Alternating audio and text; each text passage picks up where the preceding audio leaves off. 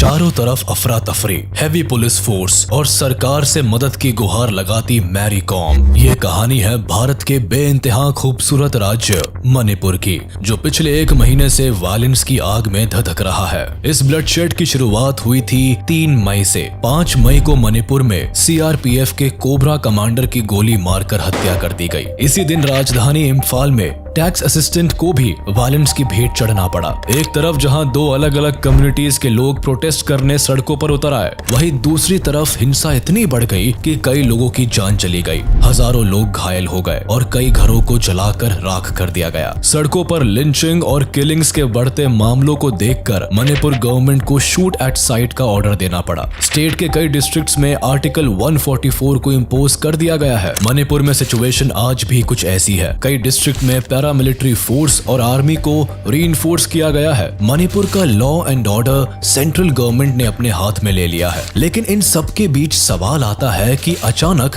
मणिपुर में ये हिंसा हो क्यों रही है? आखिर इसके पीछे किसका हाथ है? ऐसे क्या रीजंस है कि मणिपुर में इतना डीप रूटेड अनरेस्ट देखने को मिल रहा है? और सरकार से लोग आखिर इतने नाराज क्यों है? मणिपुर जल रहा है। हिंसा करने वालों को देखते ही गोली मारने के आदेश दिए जा चुके हैं। आदिवासियों और मैती समुदाय के बीच छिड़ी हिंसा ने प्रदेश में इमरजेंसी जैसे हालात पैदा कर दिए हैं।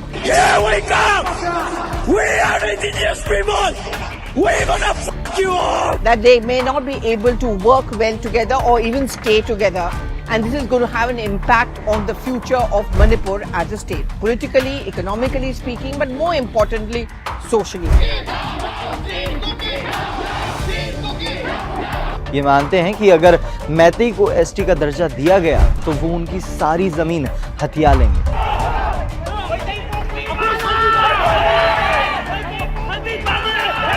इंडिया के नॉर्थ ईस्ट में लोकेटेड मणिपुर में हो रही वायलेंस का रूट कॉज वहां की डेमोग्राफी में लाई करता है। इस ब्यूटीफुल स्टेट का 90% लैंड हिल्स से ढका हुआ है और केवल 10% लैंड ही वैलीज है। एक तरफ जहां हिली रीजन में हमेशा से नागा और कुकी ट्राइब का घर रहा है, वही वैली रीजन में मेनली मैतेई कम्युनिटी के लोग रहते आए हैं। हालांकि मणिपुर स्टेट में ट्राइबल ग्रुप्स की आबादी 40% है, लेकिन ये 40% पॉपुलेशन मणिपुर की 90% हिली लैंड पर रहते आए हैं। इन ट्राइब्स ग्रुप्स में नागा और कुकी के अलावा कई रिकॉग्नाइज्ड और अनरिकॉग्नाइज्ड ट्राइब्स भी शामिल है, जो मेनली क्रिश्चियन धर्म में विश्वास रखते हैं। मणिपुर की बची हुई 60% पॉपुलेशन है मैतेई ग्रुप की, जो राज्य के केवल 10% हिस्से में सिमटी हुई है। इस ग्रुप में वैष्णव, हिंदू और मुस्लिम धर्म को मानने वाले लोग शामिल है, जिनको आम भाषा में पंगल्स भी कहा जाता है। मणिपुर के दोनों एथनिक ग्रुप एक डिफरेंट कम्युनिटी, कल्चर और ट्रेडिशन को रिप्रेजेंट करते हैं। दोनों ही ग्रुप्स की सरकार से अपनी रिप्रेजेंटेशन को लेकर मांगे भी अलग है, लेकिन इन डिमांड में असली परेशानी खड़ी हुई है सरकार के रूल्स, एक्ट और मणिपुर हाई कोर्ट के ऑर्डर से, जिसके चलते आज पूरा मणिपुर एथनिक वायलेंस के रंग में रंग गया है। इस पूरे इवेंट की शुरुआत होती है फरवरी 2023 से, जब मणिपुर स्टेट गवर्नमेंट फैसला लेती है कि वो मणिपुर के फॉरेस्ट एरिया को सेव करेगी। इसके लिए छुरा चंदपुर डिस्ट्रिक्ट के फॉरेस्ट एरिया में रहने वाले कई ट्राइबल लोगों को उनके घर से डिस्प्लेस कर दिया जाता है। बिना किसी वार्निंग के उनके घर तोड़ दिए जाते हैं और उन्हें कोई रीसेटलमेंट भी प्रोवाइड नहीं किया जाता है। Kuki tribal group state government के इस फैसले को ट्राइबल कम्युनिटी के खिलाफ समझती है। कुकी पीपल अलायंस भी गवर्नमेंट के इस फैसले को स्ट्रॉन्गली क्रिटिसाइज करती है। मार्च 2023 में इस इनजस्टिस के खिलाफ आवाज उठाने के लिए छुर चंद्रपुर में कई ट्राइबल लोग सड़कों पर उतर आते हैं और सरकार के खिलाफ पीसफुल प्रोटेस्ट निकालते हैं, लेकिन सरकार इस प्रोटेस्ट को अनकॉन्स्टिट्यूशनल करार देती है। आदिवासियों को उनके घर से हटाने के पीछे सरकार रीजन देती है कि उन्होंने ह्यूमन एनक्रोचमेंट को रोकने के लिए और फॉरेस्ट एरिया को बचाने के लिए जो लैंड सर्वे करवाया था, उस बाउंड्री में ट्राइबल गांव भी शामिल था, इसीलिए उसे हटाया गया है। इसके अलावा ऐसा इसीलिए भी किया गया है क्योंकि कई ट्राइबल लोग फॉरेस्ट का इस्तेमाल ड्रग्स बिजनेस को बढ़ाने के लिए कर रहे हैं, जो इंडिया के लिए खतरनाक हो सकता है।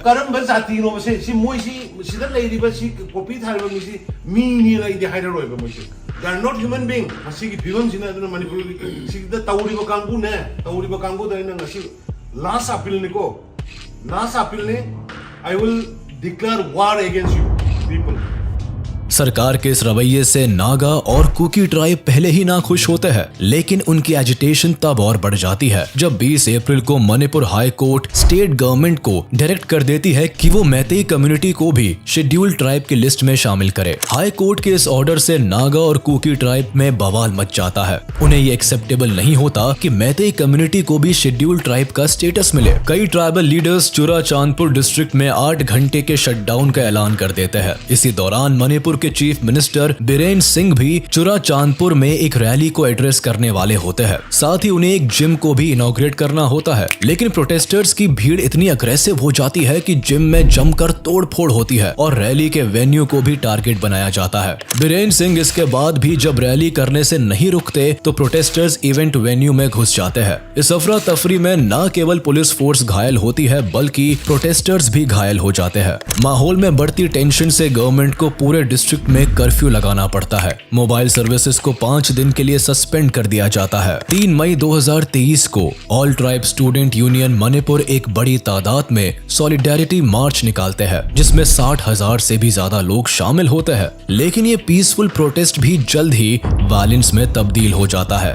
मार्च के दौरान मैतीज और ट्राइबल लोगों के बीच फिर से क्लैश होता है और कई प्रोटेस्टर्स को चोट पहुंचती है। ये वायलेंस ब्रेकआउट फिर केवल एक ही डिस्ट्रिक्ट तक सीमित नहीं रहता।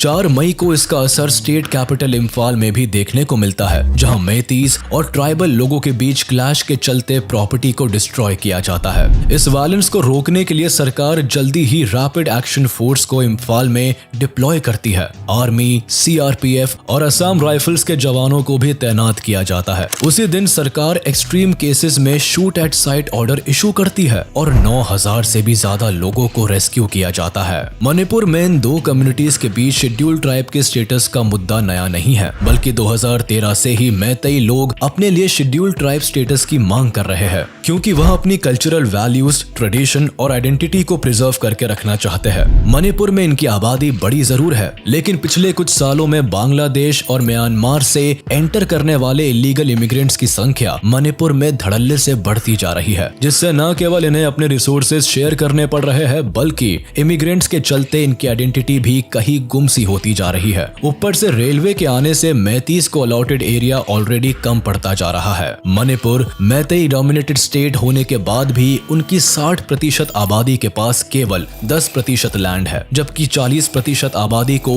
90% लैंड अलॉटेड है। एक तरफ जहां नागा और कुकी ट्राइब के पास इम्फाल वैली में सेटल होने के पूरे राइट्स है, वहीं मैतेईज के पास हिल्स में सेटल होने का कोई राइट नहीं है। पूरा हिली रीजन केवल ट्राइबल और कुकी लोगों के लिए रिजर्व्ड है, जो कि मैतेईज के लिए डिस्क्रिमिनेटरी है। मैतेईज मानते हैं कि उनकी ये लड़ाई अपने एंसेस्ट्रल लैंड को बचाने की है, और अगर उनकी मांगे पूरी नहीं होती है तो वो अपने प्रोटेस्ट और कैंपेन को इंटेंसिफाई कर सकते हैं, जो आने वाले स्टेट गवर्नमेंट इलेक्शन को अफेक्ट कर सकता है। मैतेई लोगों का मानना है कि अगर उन्हें शेड्यूल ट्राइब का दर्जा मिल जाता है तो इससे कुकी और नागा ट्राइब के स्टेटस पर कोई इफेक्ट नहीं पड़ने वाला है। लेकिन ट्राइबल ग्रुप का नजरिया इस सिचुएशन से अलग है। नागा और कुकी का मानना है कि मैतेई ना केवल आबादी में ज्यादा है बल्कि वेल एजुकेटेड और पावरफुल है। ज्यादा फैसिलिटीज और जॉब अपॉर्चुनिटीज मिलने की वजह से स्टेट में वो एक बेटर स्टेटस एंजॉय करते हैं। वो ना केवल इकोनॉमिकली स्ट्रॉन्ग है बल्कि पॉलिटिकली भी उनका रिप्रेजेंटेशन पावरफुल है।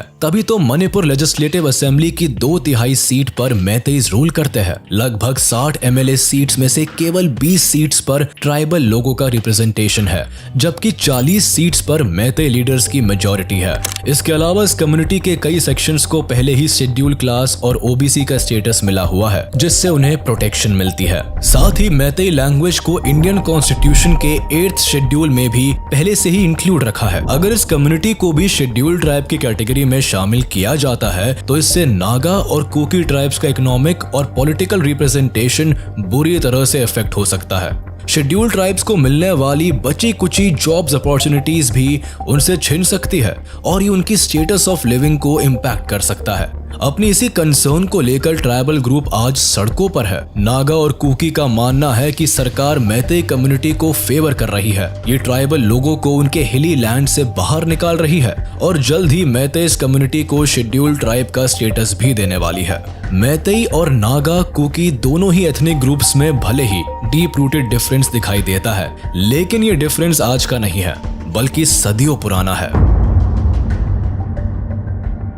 हिस्टोरिकली मणिपुर के इतिहास की शुरुआत मैतेई लोगों से ही होती है। कई मैतेई क्रॉनिकल और एंशिएंट टेक्स्ट में ये जिक्र मिलता है कि सदियों तक मणिपुर पर मैतेई राजा का रूल था। मैतेई एक माइग्रेंट क्लैंस थे जो म्यांमार से इम्फाल वैली में आकर बसे। इन लोगों की अपनी कला, माइथोलॉजी, कल्चर और ट्रेडिशंस थे। इनके एंशिएंट टेक्स्ट पुयास से पता चलता है कि मैतेई लोग astronomy, medicine, religion, history, politics की भी अच्छी समझ रखते थे। वक्त के साथ मैतेई क्लैंस ने मणिपुर में न केवल अपना किंगडम बसाया बल्कि उसका एक्सपेंशन भी किया। इसी दौरान नागा और कुकी ट्राइब्स भी मणिपुर के हिली रीजन में रहते थे। इतिहास में इनका पहला जिक्र भले ही 11th और 13th सेंचुरी में मिलता है, लेकिन इन दोनों ही ट्राइब्स की अपनी एक अलग भाषा, कल्चर और ट्रेडिशन था जो मैतेई किंगडम से बिल्कुल अलग था। ट्राइबल और मैतेई लोगों के बीच कल्चरल डिफरेंसेस पहले से ही कोएग्जिस्ट करता था, लेकिन वक्त के साथ ये डिफरेंसेस तब बढ़ता चला गया जब मैतेई किंगडम ने हिली ट्राइब्स पर दबाव डालना शुरू किया कि वो मैतेई कल्चर और ट्रेडिशन को अपना ले। इसके लिए मैतेई किंगडम ने ट्राइबल लोगों के खिलाफ कई मिलिट्री कैंपेन्स भी लॉन्च किए ताकि उनके किंगडम का एक्सपेंशन हो सके। इनका नतीजा ये निकला कि मैतेई कम्युनिटी और ट्राइबल लोगों के बीच डिफरेंसेस की दीवार बढ़ती चली गई। दोनों कम्युनिटी में कई बार वायलेंस भी हुई, लेकिन 1819 में जब बर्मीज एम्पायर के हाथ मैतेई किंगडम को हार झेलनी पड़ी तब ये सिचुएशन भी बदल गई। 1819 से 1826 तक मैतेई किंगडम पर बर्मीज एम्पायर ने राज किया और ये 7 साल मणिपुर के लिए भारी तबाही वाले साबित हुए। इस पीरियड को 7 years ऑफ डिस्ट्रक्शन कहकर बुलाया गया। इस दौरान कई घर जलाए गए, साम्राज्य को लूटा गया। मैतेई लोगों पर दबाव बनाया गया कि वो बर्मीज कल्चर और बुद्धिज्म को अपना ले, और कुछ यही हाल नागा और कुकी ट्राइब का भी हुआ, जिनके खिलाफ बर्मीज किंगडम ने कई मिलिट्री कैंपेन्स लॉन्च किए। इसका नतीजा ये हुआ कि कई ट्राइब्स की सेटलमेंट तबाह हो गई, भारी संख्या में लोग मारे गए और ट्राइबल लोगों को 7 साल तक इस अत्याचार को सहना पड़ा। साल 1826 में मणिपुर के दोनों एथनिक ग्रुप्स के लिए बुरे दिन तब खत्म हो गए जब ब्रिटिशर्स और बर्मा एम्पायर के बीच एंग्लो बर्मीज वॉर हुई और अंग्रेज इस जंग को जीत गए। मणिपुर अब ब्रिटिशर्स के कंट्रोल में आ गया। दोनों एथनिक ग्रुप्स को मणिपुर में कई पॉलिटिकल और इकोनॉमिक चेंजेस देखने को मिले। इस दौरान मणिपुर में मैतेई किंगडम का रूल तो रहा, लेकिन राजा केवल ब्रिटिशर्स की कठपुतली बनकर रह गए। मेनली मणिपुर के इम्फाल में ब्रिटिशर्स ने अपना कंट्रोल जमाया और हिली रीजन के ट्राइबल लोगों को हिली एरिया में रहने के लिए फ्री छोड़ दिया। फिर 1891 में ब्रिटिश सरकार ने मणिपुर को एक प्रिंसली स्टेट बना दिया। धीरे धीरे ब्रिटिशर्स अपनी पॉलिसी में बदलाव लाए। मणिपुर को पूरी तरह कंट्रोल करने के लिए उन्होंने डिवाइड एंड रूल का सहारा लिया और दोनों ही एथनिक ग्रुप्स में पनप रही दूरियों को बढ़ा दिया। एक तरफ जहां उन्होंने अपने पॉलिटिकल स्ट्रक्चर में मैतेई कम्युनिटी को प्रेफरेंस देनी शुरू कर दी, वहीं दूसरी तरफ ब्रिटिश गवर्नमेंट एक लैंड सेटलमेंट पॉलिसी लेकर आए जिसमें फर्टाइल लैंड मैतेई कम्युनिटी को दी गई, जबकि कम उपजाऊ भूमि कुकी ट्राइब के हिस्से आई। इसमें सबसे बड़ी प्रॉब्लम ये थी कि कुकी ट्राइब केवल एक जगह पर रहने में विश्वास नहीं रखते थे। वह शुरुआत से ही अपने जानवरों के साथ फॉरेस्ट के अलग अलग हिस्सों में रहते थे। इसीलिए जब ब्रिटिशर्स ने उन्हें परमानेंटली एक ही लैंड में सेटल करना चाहा तो इससे उनके लिए अपने कल्चर को फॉलो करना मुश्किल हो गया। इस लैंड सेटलमेंट से धीरे धीरे कुकी और मैतेई कम्युनिटी के बीच एक्सट्रीम टेंशन्स पैदा होने लगे। दोनों ही एथनिक ग्रुप में एक दूसरे के लिए नफरत इस हद तक बढ़ गई थी कि फिर यह दुश्मनी कभी दोस्ती में नहीं बदली।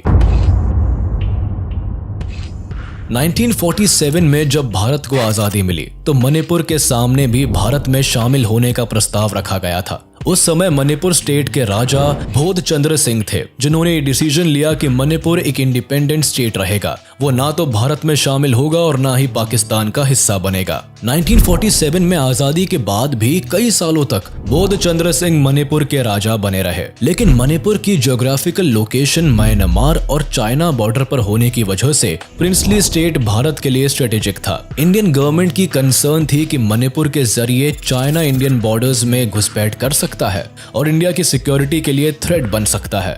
इसीलिए मणिपुर पर अपनी पकड़ बनाना इंडिया के लिए जरूरी था। इसके अलावा आजादी के बाद से ही मणिपुर में धीरे धीरे कम्युनिस्ट मूवमेंट बढ़ रही थी, जो कि भारत की स्टेबिलिटी के लिए खतरा बन सकता था। मणिपुर में रह रही जनता भी मोनार्की सिस्टम से तंग आ चुकी थी। उन दिनों मणिपुर में राजा के खिलाफ प्रोटेस्ट तेज हो रहे थे। वहां एक लेजिस्लेटिव असेंबली भी फॉर्म हो चुकी थी। साल 1949 में मणिपुर के राजा ने इंडिया के साथ एक मर्जर अग्रीमेंट साइन किया, जिससे मणिपुर इंडिया की यूनियन टेरिटरी में शामिल हो गया। लेकिन प्रॉब्लम ये थी कि राजा ने अग्रीमेंट साइन करने से पहले लेजिस्लेटिव असेंबली की परमिशन नहीं ली। इसीलिए मणिपुर की एथनिक ग्रुप्स मान बैठी कि राजा से एग्रीमेंट फोर्सफुली साइन कराया गया है। इस मर्जर से ना तो मैतेई कम्युनिटी खुश थी और ना ही नागा कुकी ट्राइब खुश थे, क्योंकि यूनियन टेरिटरी बनने से मणिपुर को सेंट्रल गवर्नमेंट चला रही थी, जिन्हें मणिपुरी लोगों के डिफरेंट कल्चर और ट्रेडिशन का ज्ञान नहीं था। इसके अलावा जो ब्यूरोक्रेट्स मणिपुर को गवर्न करते थे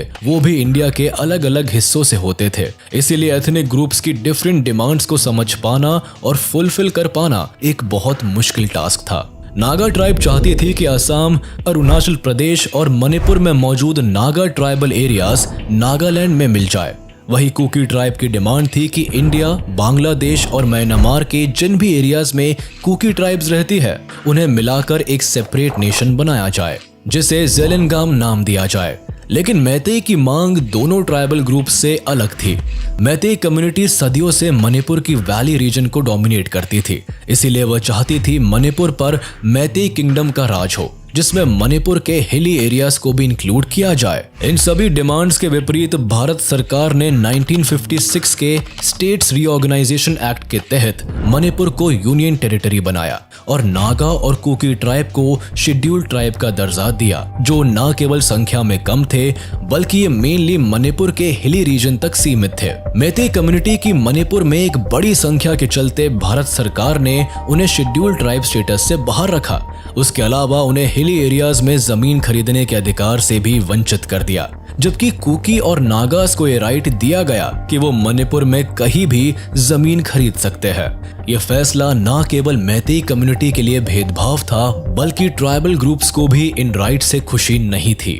1972 में इंडियन गवर्नमेंट ने मणिपुर को यूनियन टेरिटरी से स्टेट का दर्जा दे दिया। इसी साल मणिपुर में इलेक्शन बुलाए गए और जीत मिली मणिपुर पीपल पार्टी को। मणिपुर के पहले चीफ मिनिस्टर बने मोहम्मद अलीमुद्दीन मैतेई कम्युनिटी से थे और तब से लेकर आज तक मणिपुर की पॉलिटिक्स में सबसे ज्यादा रिप्रेजेंटेशन मैतेई कम्युनिटी की ही रही है। मणिपुर के current chief minister N Biren Singh भी मैतेई कम्युनिटी से आते हैं। इसके अलावा मणिपुर की ऑफिशियल स्टेट लैंग्वेज भी मणिपुरी मैतेई-लोन को चुना गया है, जो कि मेजरली मैतेई लोगों को रिप्रेजेंट करती है। 1980 से ही इस भाषा को 10th क्लास तक कंपलसरी बनाया हुआ है। कई मैतेई लीडर्स ये भी मानते हैं कि कुकी ट्राइब्स असल में रेफ्यूजीज है, लेकिन इतिहास उठाकर देखें तो सदियों से ये ट्राइब मणिपुर की पहाड़ियों पर रहती आई है और इनका अपना अलग इतिहास रहा है। इसीलिए हिली ट्राइब्स मानती है कि स्टेट गवर्नमेंट ट्राइबल्स के प्रति डिस्क्रिमिनेटरी है और मणिपुर में मैतेई कम्युनिटी को ज्यादा फेवर किया जाता है। मैतेई कम्युनिटी भी ट्राइबल ग्रुप पर एलिगेशंस लगाती है कि शुरुआत से ही भारत सरकार उनके प्रति फेवरेबल रही है। इससे लगातार उनकी पॉपुलेशन में गिरावट आ रही है। वो अपनी ही जमीन पर आउटसाइडर्स बनते जा रहे हैं, क्योंकि उनके वैली रीजन में न केवल ट्राइबल्स आकर बस सकते हैं, बल्कि म्यांमार और बांग्लादेश से आने वाले माइग्रेंट्स भी उनकी जमीन पर एनक्रोचमेंट कर रहे हैं। इससे तंग आकर मैतेई कम्युनिटी चाहती है कि उन्हें भी शेड्यूल्ड ट्राइब में इंक्लूड किया जाए, लेकिन ट्राइबल ग्रुप इस मांग के सख्त खिलाफ है। इसीलिए इन दोनों एथनिक ग्रुप में हेट और वायलेंस बहुत डीप रूटेड है।